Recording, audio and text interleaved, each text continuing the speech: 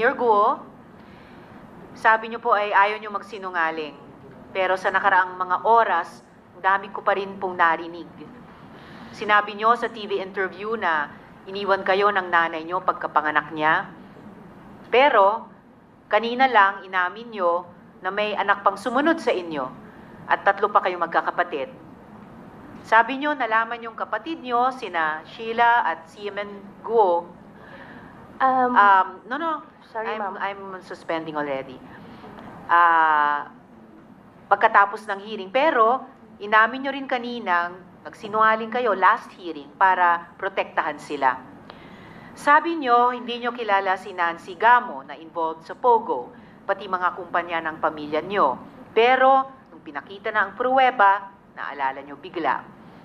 Pinipilit nyo na simpleng tao lang kayo, pero ang laman ng SALN nyo, daan-daang milyong piso. Mayor Guo, pag sisinungaling pa rin po ang paglilihim ng katotohanan. Kayo lang ang nakilala kong tao na hindi daw kilala ang kapatid, pero magkasama sa travel abroad. Nakikipag-partner sa milyong-milyong pisong negosyo na di kilala ang kasosyo. Humihiram ng kotse, pero di alam ang pangalan ng hiniraman. Nagbenta ng chopper at may utang pa sa inyo, pero di kilala ang pangalan ng sisingilin. Tila sa dami ng assets, kumpanya at property na di makakip track at kailangan pang magtanong sa abogado, tila may dagdag bawas pang ginagawa.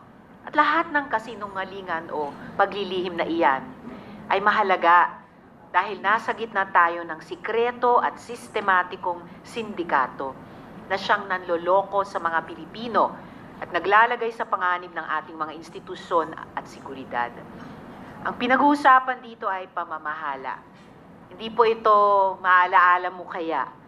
Nakulang na lang siguro may nawawalang diary or may lilitaw bang kambal, parang Maraklara. Teka, maganda ngang tanungin na sa test ng pagka-Pinoy, sino nga gumanap sa Maraklara? No coaching please. Pero, gaya ng nabanggit kanina, seryoso po tayo dito. Friends, our law enforcement agencies have expressed the desire to share more comprehensive findings in executive session. Findings that involve national security and transnational organized crime. Ang susunod na hearing, pili na lang ang tatawagin namin at ito po ay hindi rin bukas sa media. Kailangan natin na lumabas ang katotohanan. Kailangan natin maintindihan ang punot dulo nito. Alang-alang sa bayang Pilipinas. So sa lahat, maraming pong salamat at sa ngayon, this hearing is suspended.